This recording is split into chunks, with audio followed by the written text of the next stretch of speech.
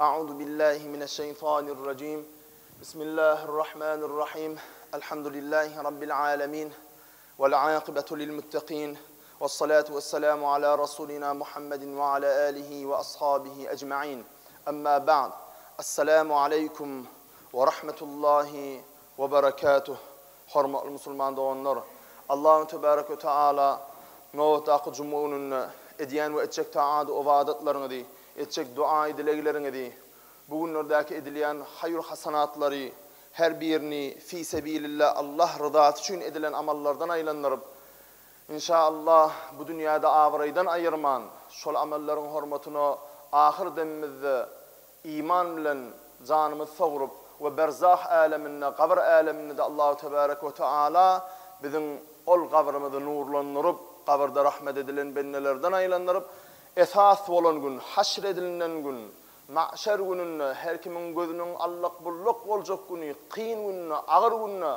Allah-u Teala'nın qaharının hiçbir vakitte değil, en gazaplı görünüşte gelecek gününe öz varlığının beyikliğinin hürmetine, Resul-i Ekrem sallallahu aleyhi ve sellemin hürmetine, Evliyaullah'ların hürmetine, cumhurlarının, avadetlerin hürmetine, fi sebilillah ağlanan gözyaşların hürmetine, rahmetine de uçaradı, bradi olup, ve Peygamberimiz Muhammed Mustafa sallallahu aleyhi ve sellem'nin şefaatine nail eylegen bennelerinden aylanırsın.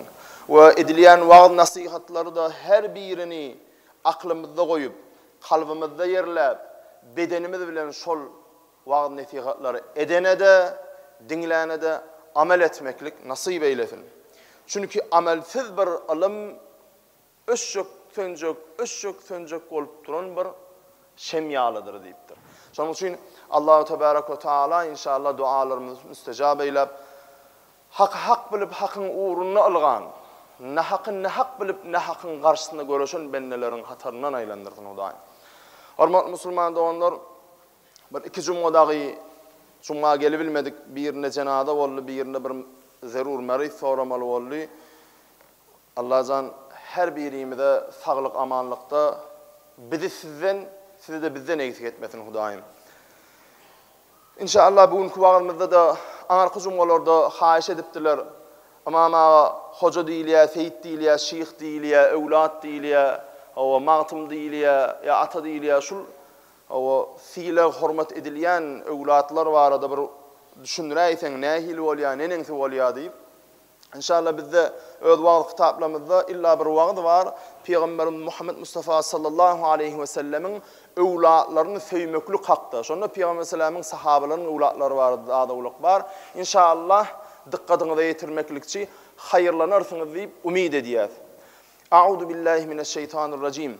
Allah-u Tebarek ve Teala Kur'an-ı Kerim'in 42. surasının 23. ayetinde biz insanlara Peygamber aleyhisselam'ın üstülen şeyle ayet aydiya. A'udhu billahi mineşşeytanirracim. Kul la es'alukum aleyhi ecran illa'l mevaddete fil kurba. Sadakallahu'l azim. Şu okan ayetimiz Allah Teala'nın Kur'an-ı Kerim'de kelam-ı şerifi, Allah Teala'nın peygamberimize bir buyruğu. Ne diye? Ey Muhammed aleyhisselam diye. Sen öz ummatlarına ait diye. Yani peygamberimiz diyor ya ummetine yani bize ait diye ey Resulüm öz ummetine. Ey ümmet, peygamber bize yüzleniyor şeyle diye. Men size din getirenim için, sizi İslam'a salanım için, size İslam dini getirelim için sizden bir kere İslam'a ak diye. Sizden bir ütköşkülat İslam'a ak deyip ait şoloro. Senin İslayandadın, mendine öz neverelerimi, yakınlarımı söymöňüzi, olara hormat goýmaňyzy isleýärin diýip aýdy. Şunun Türkçe mealini tercümesine muhak gördüm, Rusça mealini muhak gördüm. Üçüsünde de aynen katan bellenipdir edi cemaat. Peygamber aleyhisselam'ın evlatlarının söymöklüğümüzü bizim Peygamber aleyhisselam'ın evladı o şu nesli deyip söymöklüğümüzü Allah-u Teala şu kelam-ı şerifinde Peygamberimize ait ummetini sana din getiren için özel bir zat İslam'a ak. Senin neberelerine hürmet etsinler deyip ayet ile buyurdu. Demek ayetin neticesinde Peygamber aleyhisselam'ın evlatlarını söymek, onlara hürmet koymak Allah rızası için bir de vacip bolup aylanıyor diyeceğim. Şu boluveler, şu Peygamber evladı insan neticede. İnsan neticede yalňyşyp biler. Jahilrak, fasıgrak bolup biler. Şonno da söýmeli Rasulullah'ın hormatyny illa Rasulullah'ın neberesi. Gelişanak şoňa şu zatdy belki de terbiye başga ýerde ulanyp biler. Terbiyesi yok bolup biler, terbiyesizliğin içinde bolup biler. Sen düzetjek bolmaly. İlla düzetip bilmedinmi Allah rızası üçin sen onun duaçysy bolmaly. Neberesine göre doğru yoluna hidayet edip sen dilekçisi bolmaly. O sakın ha gıybatını edip ayıbını açaymalı değerler. Normal bir adamın, addi bir adamın ayıbını açmaklığın günahını geçen cümlelarda ayıp tıksıdı. Hele Peygamber Aleyhisselam'ın evlatlarının ve sahabalarının evlatlarının. Bu vaqtımızda başlamak bir kiçicek bilgi vereyim size. Yaşullarımızdan özel şu vaqda çıkmakam soradım da hoca kim, seyit kim, mağtım kim, ata kim, şeyh kim? Şimdi biz Türkmenlerde Hazreti Ebu Bekir Sıddık radıyallahu anh'ın nesline şeyh deyip tanılıyor. Ve Hazreti Ömer radıyallahu anh'ın nesline de mağtım deyip tanılıyor. Hazreti Osman radıyallahu anh'ın nesline de ata deyip tanılıyor. Ve Hazreti Ali kerramallahu vecih'in nesline de seyyid deyip tanılıyor. Yani Hazreti Ali kerramallahu vecih'in neslinden illa Fatimete Zahra radıyallahu anha, yani Peygamber Aleyhisselam'ın gıydinden bolan nesli Hazreti Hasan radıyallahu anh ve Hazreti Hüseyin radıyallahu anh'dan şu ikisinden gelen çeşidi, şu ikisinden gelen nesli illa şoları hoca değil yani. Seyyid Hazreti Ali'nin eylik ayarlarından bolan nesline değil yani. Amma şoların hem ben sevmeklikte Allah Teala'nın buyruğu olup duruyor. İnni Peygamber Aleyhisselam Allah Teala ne dedi kutsî kelamla levlâke lema halaktul eflak. Ey Muhammed Aleyhisselam sen bolmasadyň men bu alemi yaratmazdım. Özümün barlığını bildirmezdim diye. Eğer Peygamber Aleyhisselam şonun ýaly Allah tarapyndan söýleýän bolsa, elbetde olaryň öwlatlaryny aşırı derecede söýmeklik geň däl cemaat. İnni şu ayet ýene Peygamberimiz sallallahu aleyhi ve sellem'den şu ayet geliyor. Ayet geliyor. Bugün sahabalara Peygamberimiz getiriyor. Şonu Peygamberimizden sonra attırlar. Ya Resulallah, biz şolary söýür ýaly we bizim şolary söýmegimiz wajyp bolan senin neberelerin, yakynlaryň kimler bolar diye. Yani Allah Teala diye söýdüp ayet aýdy oturýardyň. Demek wajyp boldy diye. Ona ol wajyp bolan neberelerin diye söýmekligimiz wajyp bolan neberelerimiz kim diýip soraýar? Sahabalar Peygamberimizden soruyor. Şonu Peygamberimiz sallallahu aleyhi ve sellem hadis aydiya. Ali ve Fatimete ve ebnâye eyl Hasan ve Hüseyin radıyallahu anhum. Yani menin neberelerimde söýmekliği wajyp bolan kişiler şulardyr. Hazreti Ali radıyallahu anhu ve Hazreti Fatimete Zahra radıyallahu anha ve Hazreti İmam Hasan radıyallahu anhu ve Hazreti İmam Hüseyin radıyallahu anhudur deyip Peygamberimiz cevap veriyor. Hazreti Ali radıyallahu anh bir gün adamların özünü, yani Peygamber sallam Hazreti Ali'ni aşırı derecede söýenne, yani İslam'ı küçük yaşlığından yuğurlan Hazreti Ali kerramallahu anh. Belagat yaşına yeter yetmeden İslam'a yuğurlan. Yaşlardan ilki İslam şeriatını yaşlıktan ilki kabul eden nomor bir adam Hazreti Ali kerramallahu vecih. Ve onu özel söýýän eken onun şonu söýmeli. O menin neberelerim söýmeklik wajyp boldy menin neberelerim diýen Mehmet Ali we onun aýaly Fatıma Zahra menin gydym we onun oğullary Hasan Hüseyindir diýip aýdy. Adamda haset bar da. İki adamyň özüni görüpçülük edýänligini görýär.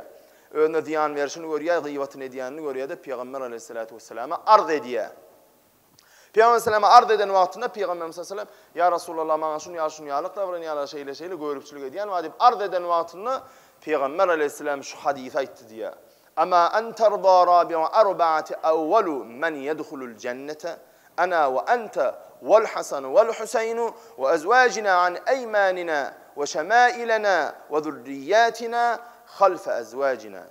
Ey Ali, sen halifelikde dördüncü halife olup cennete girmeli olanını ilki bilen men ve sen Hasan ve Hüseyin menin ayarlarım, menin gıyıllarım menin sağımda solumda olup ehli neverelerimde olorun izinne olup hemmemizin toparlanışıp cennete girmegimizde sen radi delmin ey Ali deyip.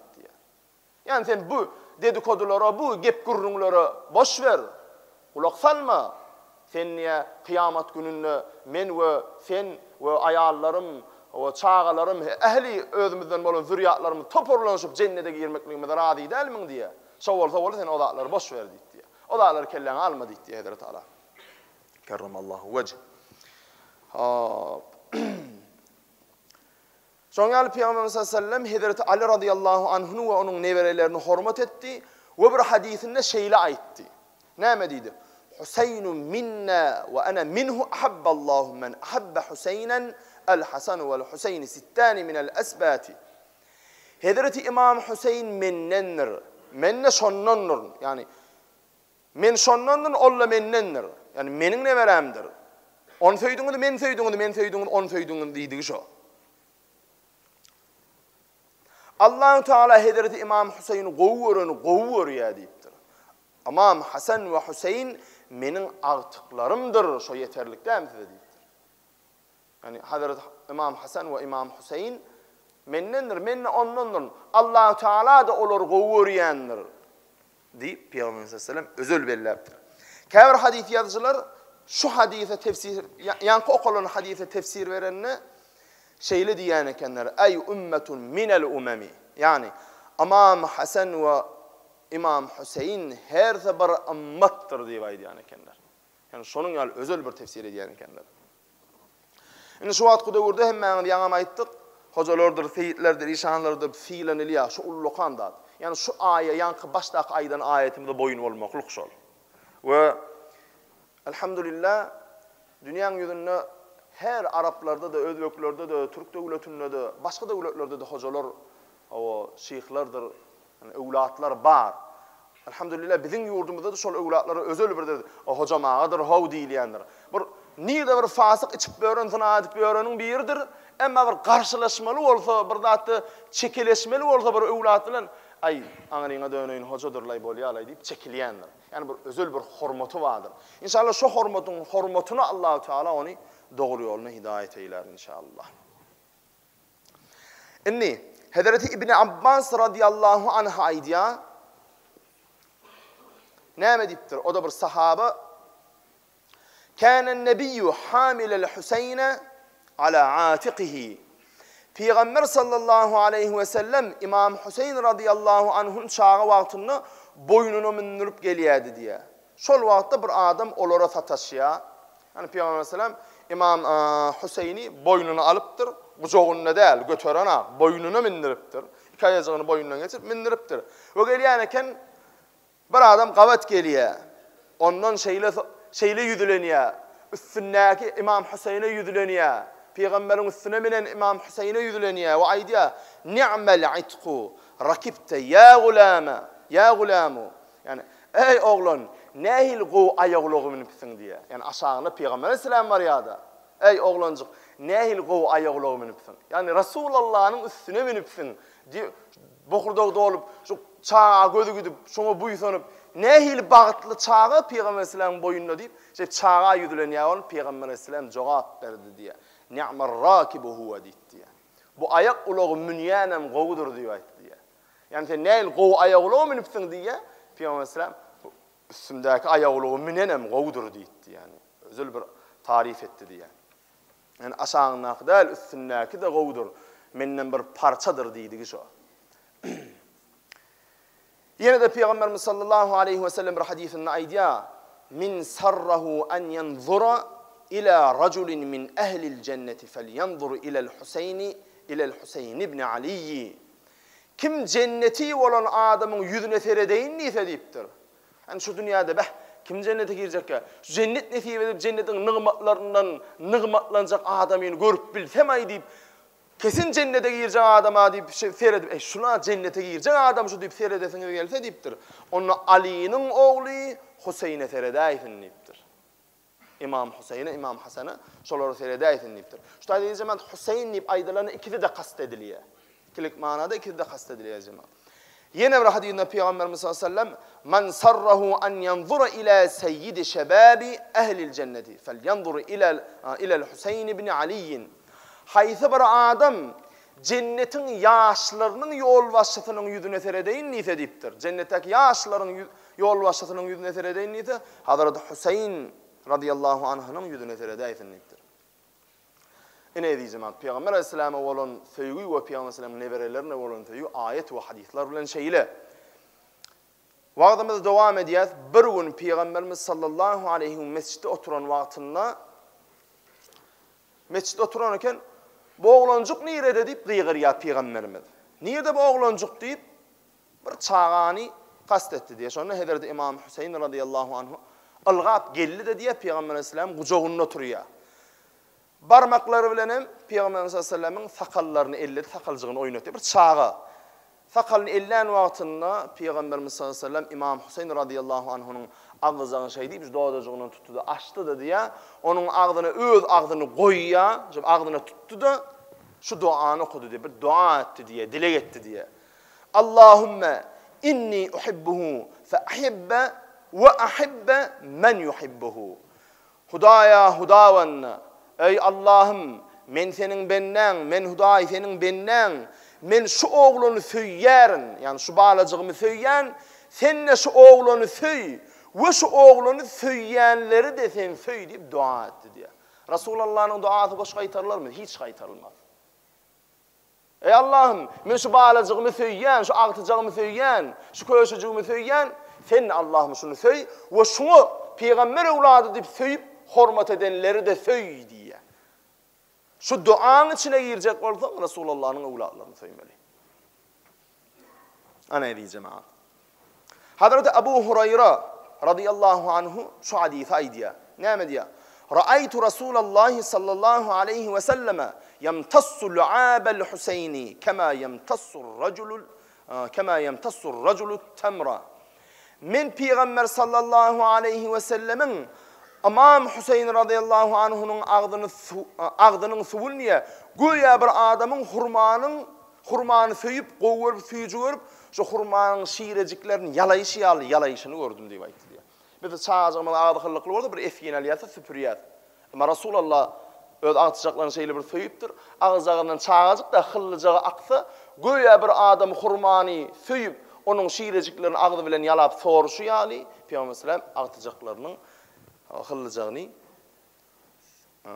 süpürmen öz ağzı bilen soruptur diye.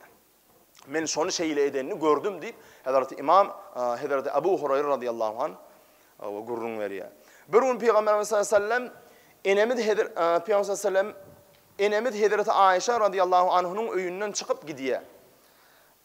Peygamber sallallahu aleyhi ve sellem Hazreti Ayşe enemiden biliyan Hazreti Ebu Bekir Sıddık radıyallahu anh'ın gıydı Peygamberimizin körpü ayalın yaş ayallarından biri.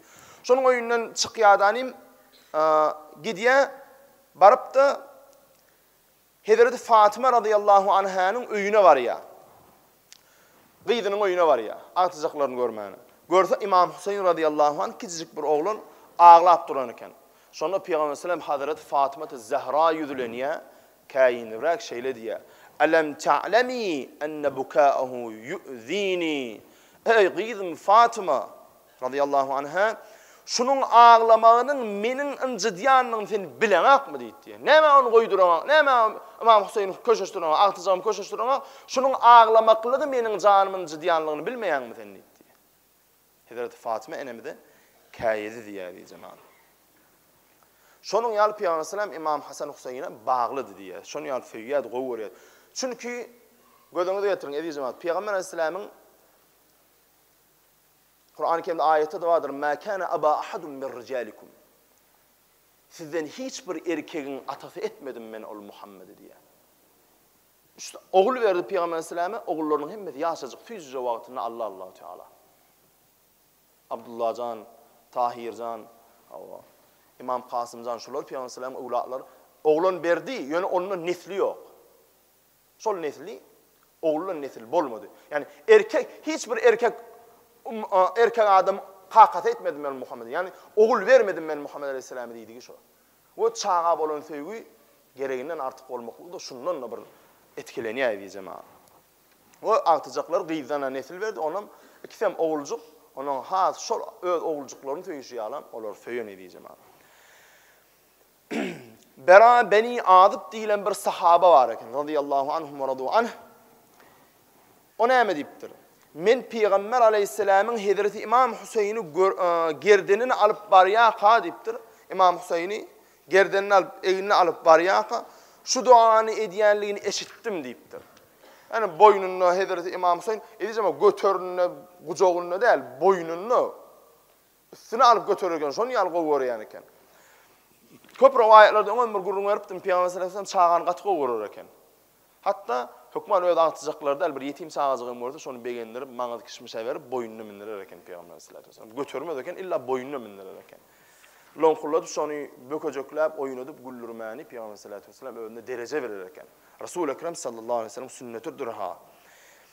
Peygamber sallallahu aleyhi ve sellem İmam Hüseyin'i gerdenini alıp götürüp baryaqa şu duanı edenligini sahaba berabeni adıp deyilen sahaba radıyallahu anh eşitiptir. O dua şeyle Allahümme inni uhibbuhu fe ahibbe. Ey Allah'ım men şunu qovuryan sen de şunu qovurayda deyip Allah'a yalvarırken boynun altına men şu bağlacağımı qovuryan sen de Allah'ım şunu qovurur deyip dua ederken Peygamber sallallahu aleyhi ve sellem. Yine bir hadisinde Peygamberimiz sallallahu aleyhi ve sellem şeyle diye El-Hasan ve'l-Hüseyin şenfel arşi ve leyse bi muallakayni. İmam Hasan ile İmam Hüseyin arşın zinetidir. Yani kulak halkatıdır. Ama arşa asılığı duran değildir. Yani kulak halka diyen sözünü ağlarından sonra kulak halka ayal maşgalaları bedeyen bir zat ve kulağının asılığı duruyor değil mi?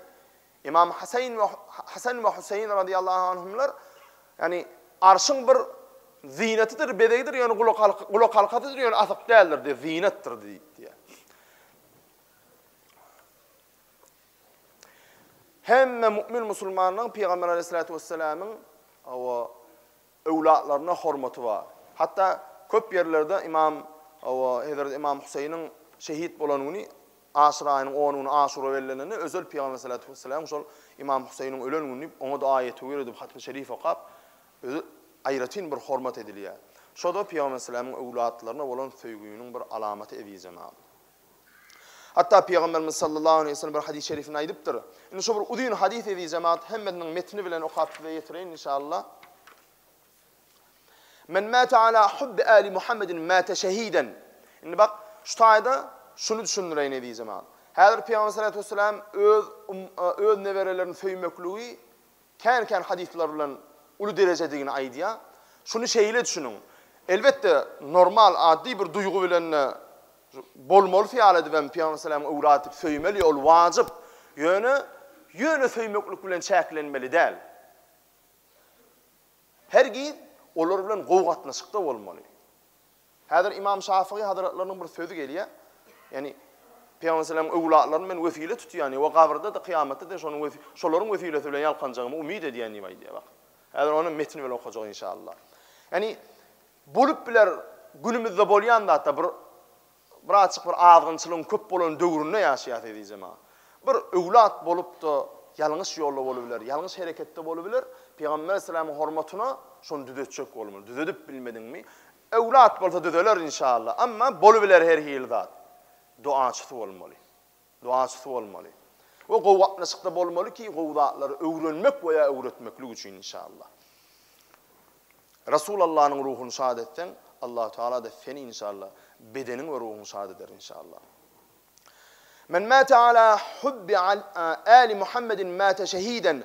Hayıtı bir adam Peygamber sallallahu aleyhi ve sellem'in evlatlarını sevip ölse deyiptir. Şol adam şehit ölür deyiptir. Yine bir hadisinde Ela ve men mâte alâ hubbi âli Muhammedin mâte mağfûran lehu. Hayıtı bir adam Peygamber sallallahu aleyhi ve sellem'in evlatlarını sevip ölse onun hemme günahları geçilip ölür deyiptir. Yine bir hadisinde Ela ve men mâte alâ hubbi Muhammedin mâte tâiben. Her kim Peygamber aleyhisselam'ın evlatlarının neslini sevip ölse şol adam tövbe de öleni alak olur deyiptir. Yine bir hadisinde Ela ve men mâte alâ hubbi âli Muhammedin mâte mu'minen mustekmelel imani. Her kim Peygamber aleyhisselam'ın evlatlarını sevip ölse imanı kamil olur deyiptir. Yine de bir hadisinde Ela ve men mâte alâ hubbi âli Muhammedin beşşerahu melekul mevti bil cenneti thumma munkarun ve nekirun. Aga olun, billab koyun, her kim Peygamber aleyhisselam evlatlarını sevip ölse deyiptir. Şol adamy Ezrail aleyhisselam janyny almana gelende cennet bilen buşlap janyny alar diýip. Soňra gabra ertilip jaýlanlanyna münker nekir gelip sorag etmeden awwal cennet bilen buşlar diýipdir şol adam. Yine bir hadisinde Peygamber sallallahu aleyhi ve sellem ne diyor? Ala ve men mata ala hubbi ali Muhammedin yuzaffu ila'l cenneti kema tuzaffu'l arusu ila beyti zawjiha. Her kim Muhammed aleyhisselam'ın ehli beytini, evlatlarını söyüp ölse, şol adam zinatlab, odunlab, göya tädegin zinatlab, öz ärinin öýüne gaýtarylşy ýaly cennete akiderler diýipdir. Bir maşgala bir gün öýrülenden soň bir öýüne bir ilkinji gedek diýip öýüne bir mehmançylyk edilýär, gaýtarma diýilýär bizde. Soňra täden aýal ärinin öýüne täden ýygyny gaýdyp ertilende şonu bedelip ertilýär. Peygamber sallallahu aleyhi ve sellem söýüp ölen adam da diýipdir, cennete akilmekli köşsüz ýöne cennete akidileni bedelenip akidiler diýipdir da. Şol işiniň hormatyny. Yine bir hadisinde ala ve men mata ala hubbi ali Muhammedin futiha lehu fi qabrihi babani ila'l cenneti. Her kim Peygamber aleyhisselam'ın evlatlarını söyüp ölse, onun kabrından cennete karşı iki kapı açılar diýipdir. Ala ve men mata ala hubbi ali Muhammedin cealallahu kabrahu mezari melaiketi rahmetin. Her kim Muhammed aleyhisselam'ın evlatlarını söyüp ölse, Allah Teala ol Adem'in kabrını rahmet periştelerini ziyaret ediyen yere de baylandırar diýipdir. Ala ve men mata ala hubbi ali Muhammedin mata ala sünneti vel cemaati. Her kim Muhammed aleyhisselam'ın evlatlarını, neverelerini söyüp ölse, ehl-i sünnet vel cemaatin yoluna velvelliğidir diýipdir. Yine de ala ve men mata ala bugdi ali Muhammedin jaa yevmel kıyameti mektubun beyne aynihi aisun min rahmetillahi. Her kim Peygamber aleyhisselam'ın evlatlarını yigireni ölse, ne'udhu billah, Peygamber sallallahu aleyhi ve sellem ulatlarına düşman olup olur yiğinler şolar düşman tutsa deyiptir.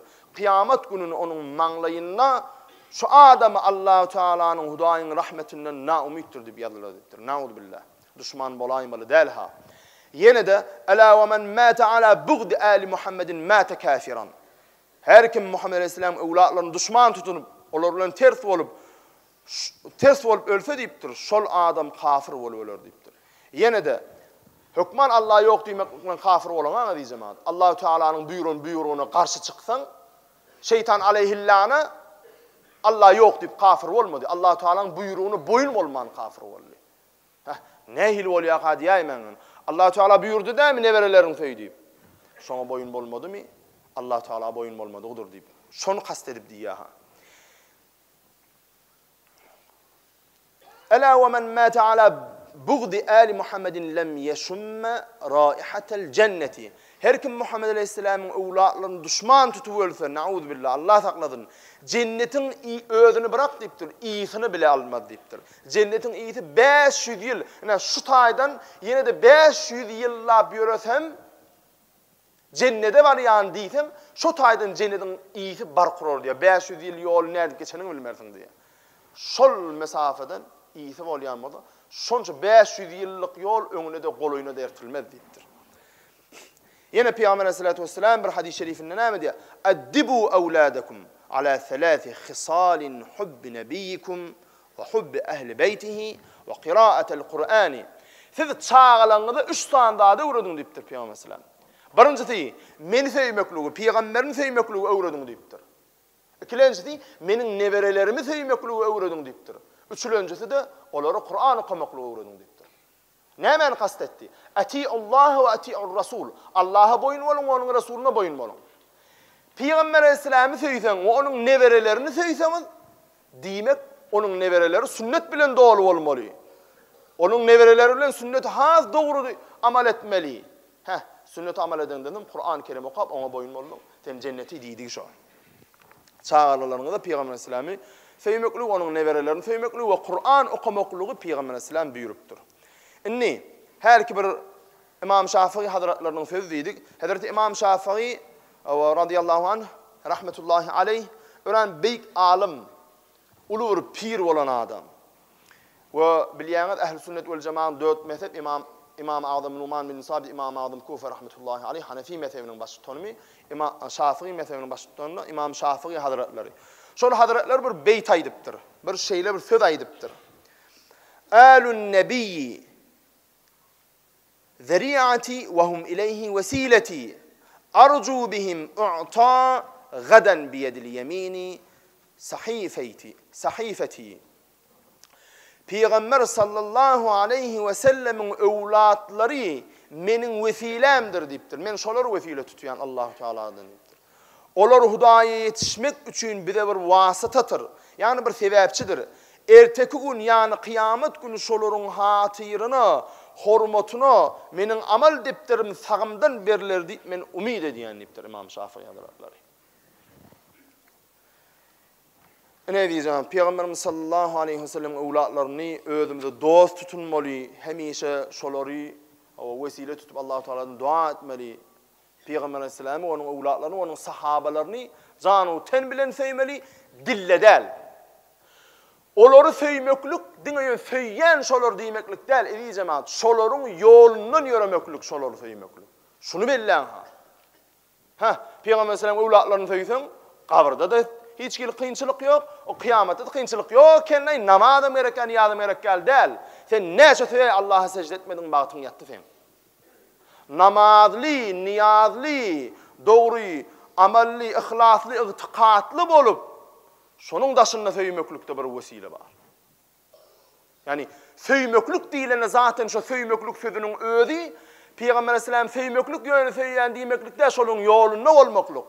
Sahabaların söymöklük şolun yolunda olmakluk. Peygamber aleyhisselam evlatlarının söymöklük şolun yolunda olmakluk kastediliyor diyeceğim.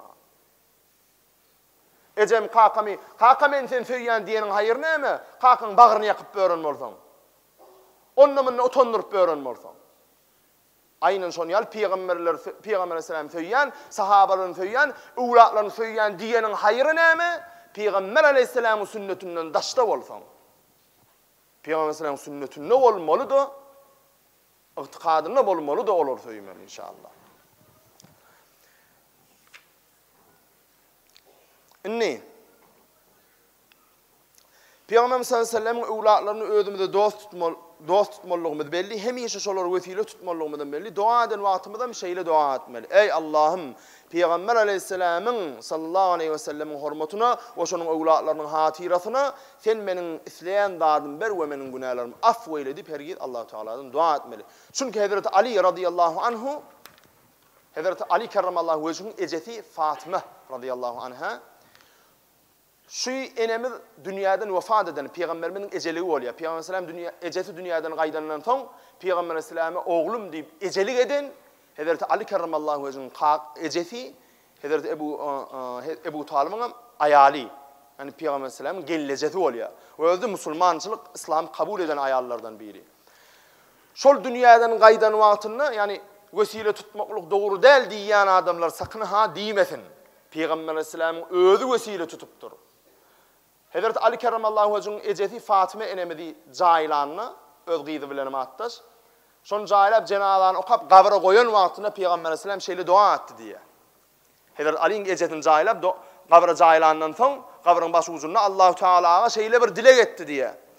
Dileki şeyle Allahümme gfir li ummi ba'da ummi Fatimete binti Esedin bihaqqi ve bihaqqi enbiyai min kabli.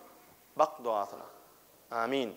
Ey Allah'ım, ecemden son bana ece olan Fatıma binti Esed'in yani Esed'in ecemden son bana ece olan Esed'in Fatıma'nın günahını benim hürmetime ve menden önce geçen peygamberlerin hürmetine bağışla ya Rabbi deyiptir.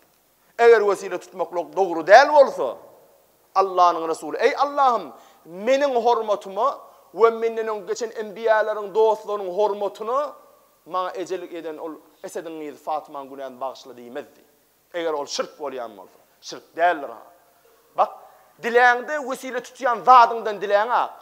Müşrikler, Buddistler biz Hudaya daşta şundan dileyesi. Yok. Ey Allah'ım ben sana yüzüm pes. Sen hürmetliyim şunun hürmetine. Dileğinde kime yüzülem? Allah'a yüzülem dursun vesile. Onu vesile getiriyen hürmet edip. Dilencin yüzülenmen kime Allah'a. Allah'tan başkasından dua edilmez. Ama vesilede de Allah'tan dua ediyen.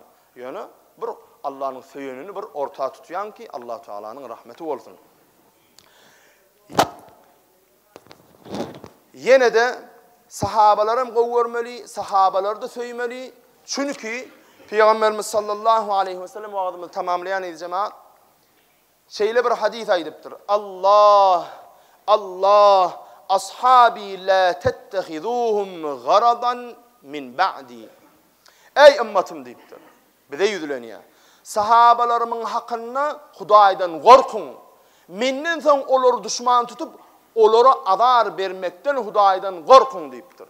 Şu hadisinden belli bolýar, sahabalaryň da nesli. Yani Ebu Bekir radıyallahu anh, Ömer radıyallahu anh, Hazreti Osman radıyallahu anh, Hazreti Ali radıyallahu anhumlaryň nesli olar da söýmeklik Peygamber sallallahu aleyhi ve sellem buyurup durýar diýjemaat. Yine o hadisde Peygamber sallallahu aleyhi ve sellem inne ashabi ken nujumi bi ayyihim iqtadaytum ihtadaytum. Meniň sahabalarym ýyllar ýalydyr. Haýsy bir ýeriniň ýygyna düşseňiz hidayete dogry ýola düşersiňiz diýipdir. Ine diýjemaat. Peygamberimiz sallallahu aleyhi ve sellem özüni de dost tutmaly biz, öwlatlaryny da dost tutmaly biz, sahabalaryny da biz dost tutmaly diýjemaat. We olaryň dine dostun olar söýmeklik bilen çäklenmeli däl, olaryň biziň bu dünýä we o dünýä saadaty bagty ermekligimiz üçin näme ýol goýan bolsalar, şoňa dikkat etmeli, amal etmeli we neslimizde şol ýoldan getirmeli diýjemaat. Diýjemaat wagtymyň soňuna haýşe diýär, şuňdan şeýler, şu uly ýolumyz bar, şu meçidiň aňyna köçede dogry ýetişmän bir gizarak gelýänler bardyr. Ul awtobus adam geçenden soň yol daralýar diýär bir yörek gelmekliň bir sogab ken bilýäňi de öwredip durmak gerekken bir daşrakda goýmalan bolsa bir giňere edil şu taý bir giňer işlegerek öňe bir ýapyp birazjyk süýşürdiler da bir guruşyk giden soň birazjyk köçäň uğruna maşinalaryňy goýman bir ýollan sowarak goýsaňyz haýşe diýýär. We bir de boş ýerler bar bolsa öňkü setirlere geçmekliňi de haýşe diýär. وآخر دعوانا أن الحمد لله رب العالمين وصلى الله تعالى على خير خلقه محمد وعلى آله وأصحابه أجمعين الطيبين الطاهرين وعلى سائر الأنبياء والمرسلين برحمتك يا أرحم الراحمين. الله أكبر. جملة أمة محمد صلى الله عليه وسلم.